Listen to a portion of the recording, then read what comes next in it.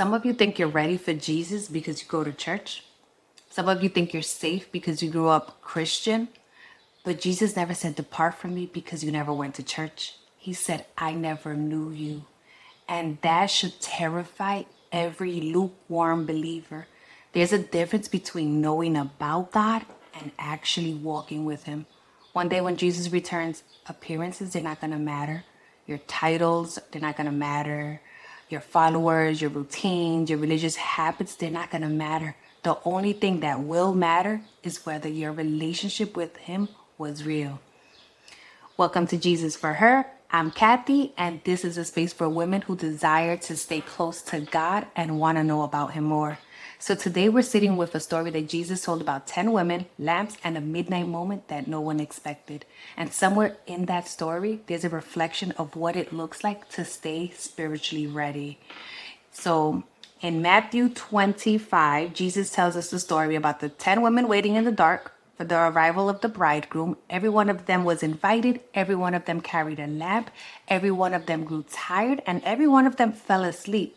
The frightening part about the parable of the 10 virgins is that all 10 looked prepared. All 10 were waiting. All 10 had lamps, but only 5 were actually ready when the bridegroom came. So let's read that parable in Matthew 25. At that time, the kingdom of heaven will be like 10 virgins who took their lamps and went out to meet the bridegroom.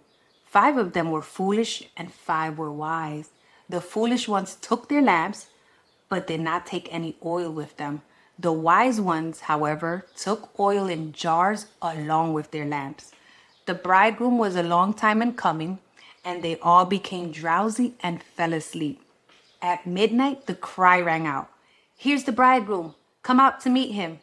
Then all the virgins woke up and trimmed their lamps. The foolish ones said to the wise, "Give us some of your oil. Our lamps are going out." "No," they replied, "there may not be enough for both of us and you.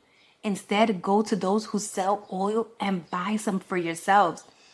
But while they were on their way to buy the oil, the bridegroom arrived. The virgins who were ready went in with him to the wedding banquet, and the door was shut. Later, the others also came. "Lord, Lord," they said, "open the door for us." But he replied, "Truly I tell you, I don't know you. Therefore keep watch, because you do not know the day or the hour." In ancient Israel, a couple would be legally engaged for about a year before the wedding was completed. During that time, they were already bound, but the marriage had not yet been consummated. When the time came, the groom would return at an unexpected moment to bring the bride to the home that he had prepared for her. The exact timing wasn't known since it was only given by the father. While waiting, the bride would stay ready, keeping her belongings prepared and her lamp supplied with oil. And the details of this parable matters. Jesus is telling a story about being spiritually ready before it's too late. The 10 virgins, they represent the church waiting for the bridegroom, and the bridegroom is Jesus. Back then, weddings were a huge event. People would wait at night for the groom to arrive, and everyone carried lamps because the celebration happened after dark. All 10 women looked prepared at first, but there was one major difference. 5 brought extra oil and 5 didn't. And the oil matters because it represents your relationship with God, a life that's filled with faith and the Holy Spirit. The wise women prepared for the delay. The foolish women, they assumed that they had more time. That's why this parable hits so deeply, because spiritually, someone can look ready on the outside, but still be empty on the inside. People always think they have more time to get close to God until that time runs out.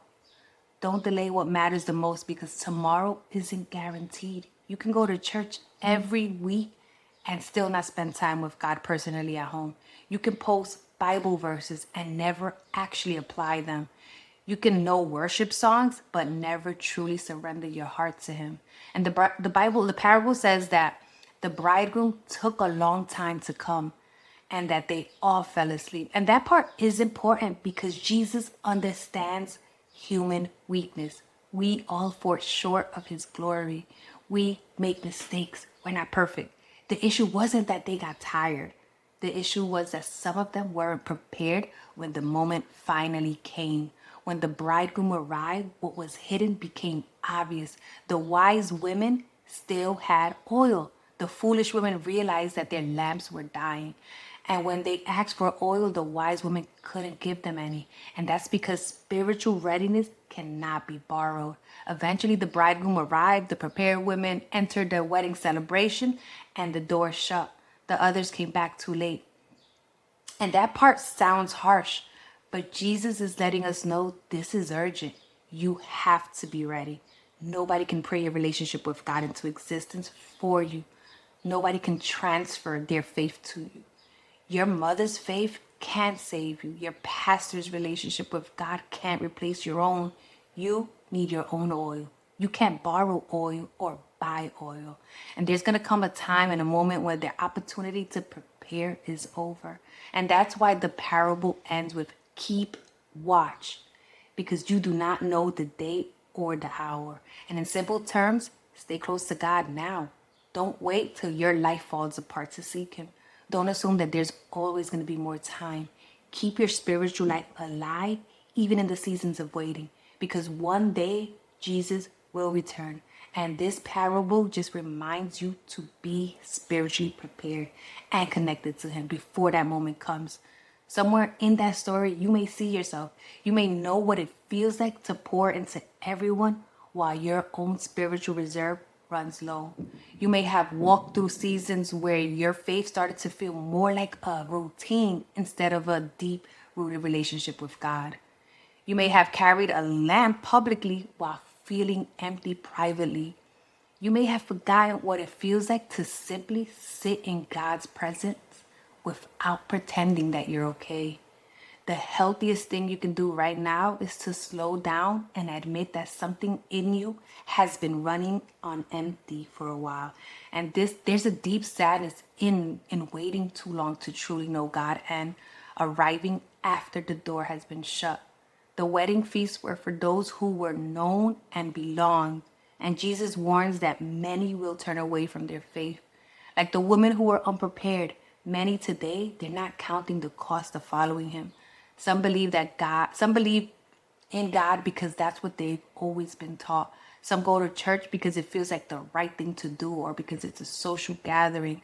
Some think agreeing in their mind that God exists is enough. But James 2:19 reminds us that even the demons believe that much. You need to get to know him on a personal level, like a friend.